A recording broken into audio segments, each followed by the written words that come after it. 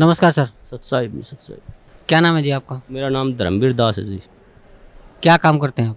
जी मैं जेल वार्डर हूँ, jail department में नौकरी करता हूँ। कहाँ के रहने वाले? मेरा गांव कंडेला, जिला जींद, हरियाणा का निवासी हूँ जी मैं। संत रामपाल जी महाराज की शरण में कैसे आए? ये बहुत लंबा प्रकरण है, इसको मैं थोड़ा विस्तार से बताऊँगा आपको सामने। मैं जिस टाइम ये करौथा कांड हुआ उस टाइम रोहतक जेल पर वार्डर के पद पर था और बहुत तरी बात सुनी एक भाई ऐसे हुआ करौथा कांड, ऐसे सुनते थे अखबारों में हर रोज़। तो बड़ा दुख हुआ ये बातें सुनकर, भाई ये संत सभी ऐसे ही करते हैं। तो फिर कुछ दिन के बाद पता चला भाई संत रामपाल जी महाराज रोहतक जेल में आएंगे। तो हमारी वहाँ पर ड्यूटी थी, हमने देखा, सोचा भाई यहीं बात करेंगे, आके पूछेंगे उनसे क्या ये वास्तविक सच्चाई है। उसके बाद मेरे कुछ दोस्त थे मेरे गांव में जिन्होंने सतगुरु रामपाल जी महाराज जी से उपदेश लिया हुआ था। तो मैंने उनके पास जाकर कहा भाई तुम्हारे गुरु जी तो ये देखो अखबारों में ऐसे आते हैं, इनके बारे में बहुत बकवास ऐसे करते हैं। वो न बोले नहीं भाई हमारे गुरु जी ऐसे नहीं करते। लेकिन मेरे विश्वास नहीं हुआ इस बात का। तो एक मेरा दोस्त जो गांव में केबल का वैसे स्कूल का प्राइवेट स्कूल है, गांव में केबल चलाता है वो, मैं उसके बाहर खड़ा होया, उससे मैंने बहुत गलत बातें की उसको। अगर भाई तुम्हारे गुरु जी ऐसे करते मैं तुम्हारे आता नहीं। उन्होंने बोला भाई एक बात बता, मेरी माँ पागल, एक्चुअल में उसकी माँ पागल थी, अपने कपड़े उतार कर फेंक देती थी। उसका पिताजी इतना शराबी था कि सारा गांव के बच्चे उसके पीछे लगे रहते थे। उन्होंने बोला भाई जब मेरे घर में मेरी माँ पागल से ठीक होगी, मेरा पिताजी शराब पीता था, आज एक नंबर का इंसान हो गया, मैं उस सुख को कैसे भूल जाऊँ, मैं कैसे ये कह दूँ भाई संत रामपाल जी महाराज मेरे गुरु जी के पास मतलब ये ज्ञान नहीं है, उनसे ये फ़ायदा नहीं होता, मैं मेरा जो फ़ायदा हुआ है उसको कैसे अनदेखा कर दूँ। इस बात का मेरा कोई असर नहीं हुआ। मैं उसको कह के उन्होंने बोला अरे चाह तो पीता जाए, मैं बोला नहीं भाई मैं चाह नहीं पीऊँगा, मैं चला गया। तो फिर उसने मेरे पास फ़ोन कराया कि भाई हमारे गुरुजी आपके पास जेल में आ रहे हैं, आप उनको शिष्टाचार से बातें करना, आप तो कदे आप पाप के भागी हो जाओ।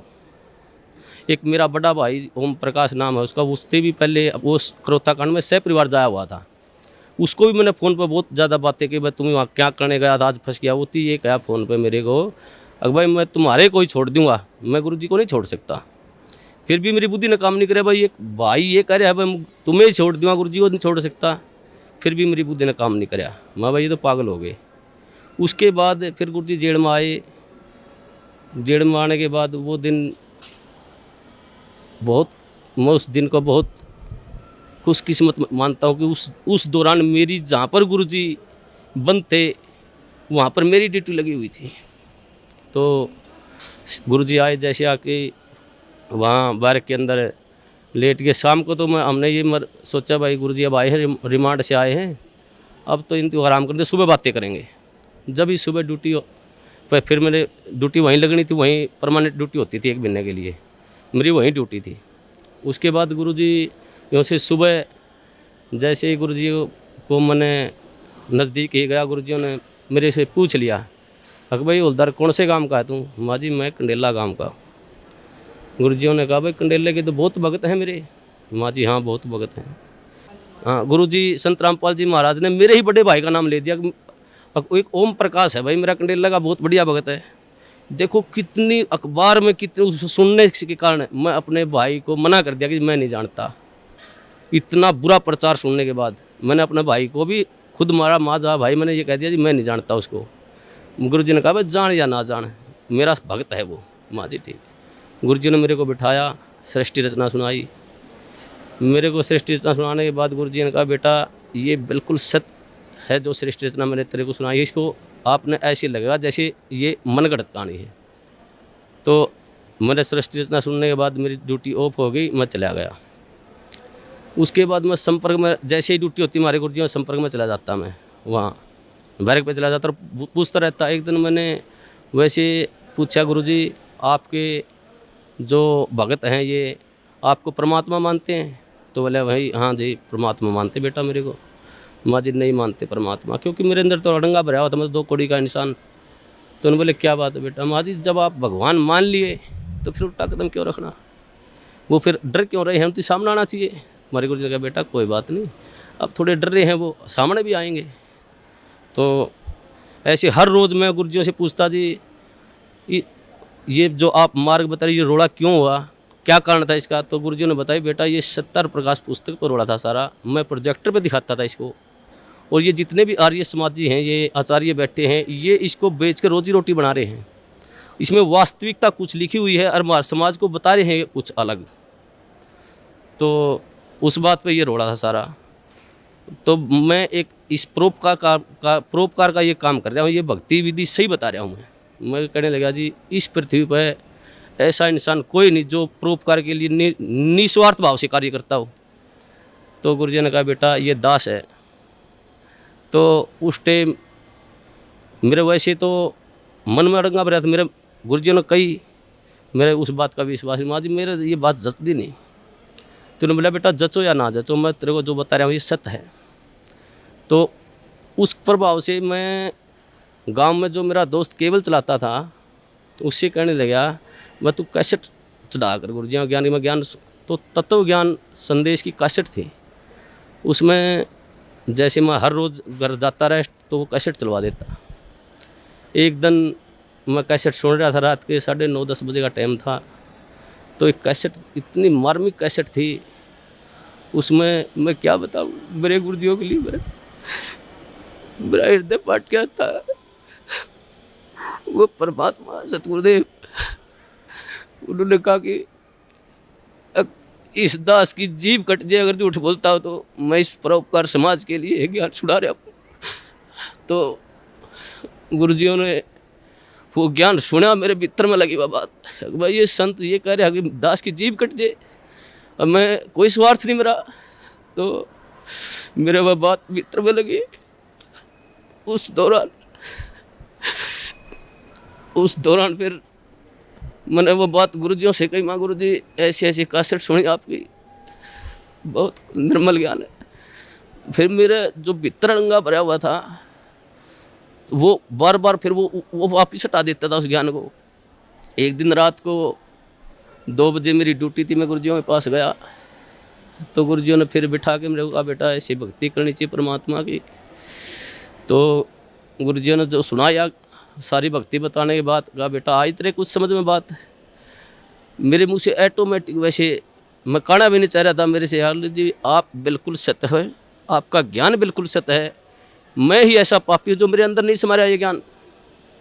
तो हमारे गुरुजी ने कहा बेटा अब समाएगा ये ज्ञान तेरे अंदर, अब समाएगा। उस दिन से मेरे अंदर वो ज्ञान बिल्कुल भीतर समाने, जो गुरुजी कहते सारा समाने लग गया।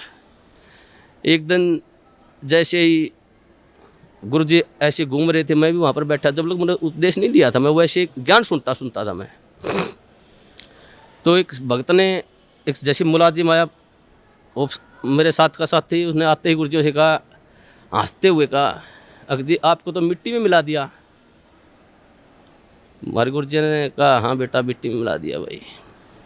लेकिन ऐसा उदाहरण दिया हमारे गुरुजियों ने एकदम से सटीक, भाई जमींदार 40 किलो अन्न मिट्टी में मिलाता है, 70 मन उठा के ले जाता है वहाँ से।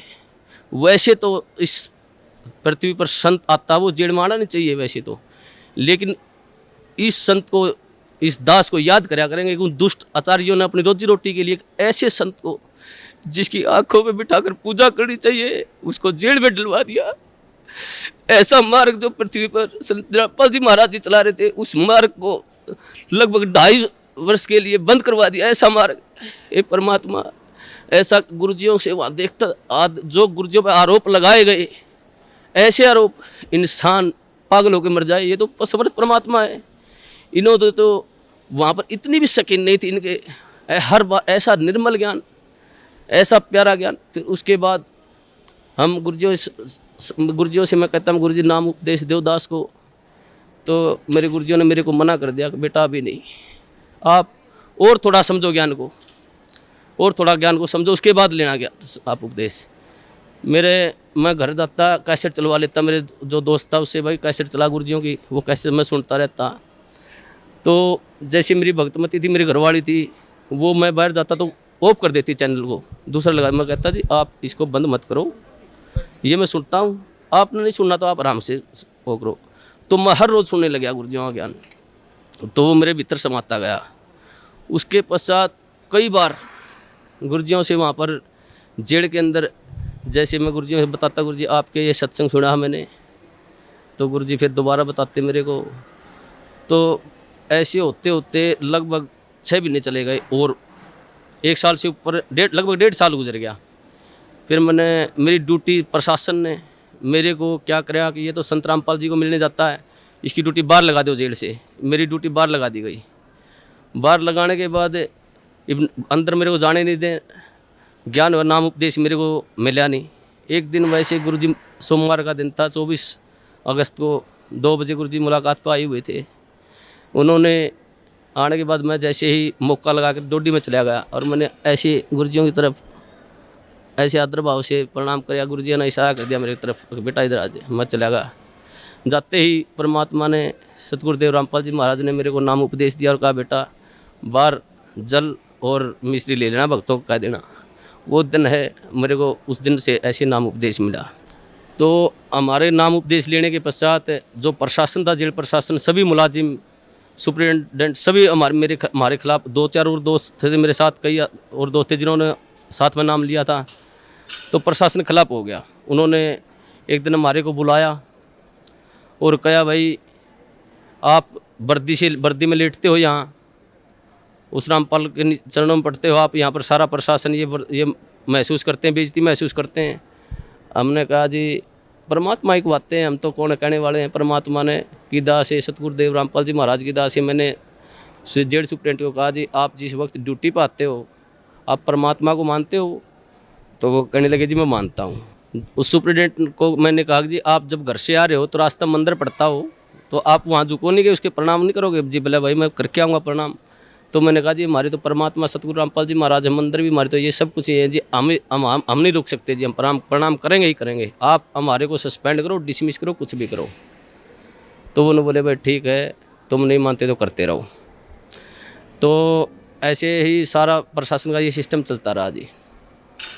उसके पश्चात जिस टाइम ये क्रोथा कांड हुआ, उसके पश्चात जब ये क्रोथा कांड हुआ था, हमारे पास डीसी ऑफिस से और एसपी ऑफिस से 2-4 मुलाजिम आते थे जेल पर, वहाँ पर पुलिस के। तो हम उनसे पूछते थे भाई वहाँ पर क्रोथा कांड ऐसे हुआ, आप वहाँ थे, मौजूद थे वहाँ पर? वो कहते थे भाई हम वहाँ पर मौजूद थे, ये बातें सारी सच्चाई हैं। तो ऐसे वो हमारे को बता करते कि दोस्तों साथ में उठते बैठते खाते पीते थे वहाँ पर। फिर जब हमें ज्ञान हुआ, गुरुजियों ने बताया भाई ये सौदा अलग था, सत्यार प्रकाश का रोड़ा था, सच्चाई ये है। तो फिर हम उसे बहस करने लगे, भाई तुम वहाँ बताओ वहाँ पर ऐसे हुआ था और ये गुरुजी बता रहे हैं ऐसे, सच्चाई है ये। तो एक दिन मैं उनसे ऐसे बहस कर रहा था, भाई तुम झूठ बोलते हो। फिर एक मुलाजिम ने मेरे को बताया, बोला भाई सत्य है, हम उस टाइम झूठ बोलिया कर दे, ये सच्चाई नहीं, सच्चाई जो तुम बता रहा है ये है सत्य। जब मन में आए परमात्मा, ए सतगुरुदेव ऐसे जुल्म ढाए उन दुष्टों ने, फिर भी समाज, फिर भी देखो कितनी झूठ, एक दोहरा रोटी खाने वाला आदमी झूठ बोल रहा है, हम झूठ बोलिया कर दे एक भ्रमत करने के लिए। तो उस दिन से फिर वहाँ से फिर पक्की दिल में जच की भाई ये सारा जो समाज है झूठ है, गुरुजी जो करे हैं वो बिल्कुल सत्य है। उसके पश्चात हम गुरुजियों के साथ रहते थे, जाते थे, प्रणाम करते थे। प्रशासन हमारे खिलाफ हो गया, प्रशासन ने हमारे ट्रांसफ़र करवा दिया अम्बाड़ा, भाई तुम अम्बाड़ा चले जाओ कहने लगे वो। उससे हमारा ट्रांसफ़र होने से पहले की बात है, जैसे हम गुरुजियों से मिलते थे, जो प्यार होता है गुरुजी हमारे को, एक जैसे मेरे नाम उपदेश ले, मेरे मन में आता था मैं गुरुजियों के पास जाता, मैंने नाम उपदेश लिया, जैसे गया मैं, मेरे मन में आई कि भाई इतना अपने कभी पिता के पाँव नहीं पकड़े, आप इसके पास पाँव कैसे पकड़ोगे? मैं जैसे ही बार के नज़दीक गया मैं वापस चला गया। दूसरी बार फिर मेरे मन में प्रेरणा हुई, अगर भाई संत हैं तू मानता क्यों नहीं, पाँव पकड़ ले जाके। फिर जो गेट पर गया फिर वापस चला गया। तीसरी बार फिर मेरे मन में आई, अगर भाई तू जाता ही क्यों वहाँ पर, अगर जाओ तो पाँव पकड़ ले गुरुजियों के। तो मैं जैसे ही गेट में बढ़िया, गुरुजी खड़े थे वहाँ सामने, इंतजार कर रहे थे, वो तो जाने जाने परमात्मा। उन्होंने जैसे ही मैंने गुरुजियों के चरण का हाथ लगाया, उन्होंने मेरे को छाती का लगा लिया ऐसे। वो अनुभव, जो सुख, जो गुरुजियों ने कहा बेटा अब मैं तो 2 साल और जेल में रह दी, मेरे कोई सुख नहीं। मैं आया तेरे लिए था बेटा यहाँ पर, वो दिन आज भी याद आता। उस दिन तो मेरे ज्ञान नहीं था मुझे, परमात्मा ने ऐसी दया करी मुझ नीच पर, सारे परिवार पर। मेरे को, मेरी शादी को भी कई वर्ष हो गए थे, कोई औलाद नहीं थी मेरे। तो गुरुजियों ने, मैंने प्रार्थना की, गुरुजी ऐसे ऐसे हमारे संतान ने, गुरुजियों ने कहा बेटा तुम दोनों नाम ले लो जब तुम्हारे संतान होगी, और तुम्हारे भाग्य में संतान नहीं है, परमात्मा खुद अपने कोटे से संतान देंगे तेरे को। तो उस दिन फिर भगतमती, मेरी भगतमती को भी मैंने कहा भाई ये परमात्मा आए हुए हैं, पूर्ण संत हैं, ये ज्ञान सुनो आप। तो वो सीडी सुनने लगी, उनको भी ज्ञान हो गया। फिर उसके पश्चात उसने भी फिर जेल में मैंने गुरुजी से प्रार्थना करी, गुरुजी भगतमती भी नाम लेना चाहती है, बोला बेटा बाहर सीडी पे दवा देना, मेरा आदेश है। उसने भी फिर नाम उपदेश दे दिया गुरुजियों ने, गुरुजियों आदेश से बाहर। तो 1 साल के अंदर फिर हमारे परमात्मा ने अपनी कृपा से एक संतान, एक लड़का भी दिया। उस परमात्मा के क्या सुख गुना, इतने सुख दिए हैं मेरे को, इस परमात्मा की इतनी दया है। और सबसे बड़ा काम मुझे मतलब 2 कौड़ी का इंसान हूँ, मुझे भक्ति का क्या पता है। गुरुजी ने जो प्यार होता है, जो प्यार, वास्तविक प्यार गुरुजी ने दिया मेरे को, मुझे तो पता ही भी नहीं था प्यार क्या होता है। ये परमात्मा, ये जाने, ये वो परमात्मा है, ये सारी सृष्टि के पालन करता है। ये पूर्ण संत कबीर परमेश्वर हैं, ये तो एक लीला कर रहे हैं यहाँ पर। हम 2 कौड़ी के जीवों के लिए ये भटकते रहे, एक आत्मा के लिए ये परमात्मा लाखों रुपए बाहर देते हैं। और ये समाज इसको कहते हैं ये बुराई कर रहा है। ये पूर्ण परमात्मा पर, जो पूर्ण परमात्मा का संत होता है वो बुराई नहीं करता किसी की। ये तो अपने बच्चों के लिए शिक्षा दे रहे समाज को, भाई तुम पहचानो ये ज्ञान ऐसा पवित्र ज्ञान है परमात्मा इस पृथ्वी पर, ये किसी संत में देख लो, किसी आधार ही नहीं ज्ञान का। और ये ऐसा ज्ञान दे रहे हैं, मोक्ष का मार्ग बता रहे हैं, ढोल पीट रहे हैं, हर इन्हीं को कहते निंदा करते हैं। ये परमात्मा, मैं तो इस सब समाज से यही कहूँगा कि इस संत को, ये पूर्ण परमात्मा, इनकी पलकों में बैठाकर पूजा करनी चाहिए इनकी। और सभी समाज से कहूँगा अपने और अपने परिवार को जितना भी जल्दी हो सके यहाँ पर सतगुरु बंदी छोड़ सतगुरु रामपाल जी महाराज की शरण में लाकर उनका कल्याण करवाएं। और सभी भाइयों को बताएं बस वास्तविक ज्ञान वहाँ पर है। मैं यही कहना चाहूँगा। सत साहिब। धन्यवाद।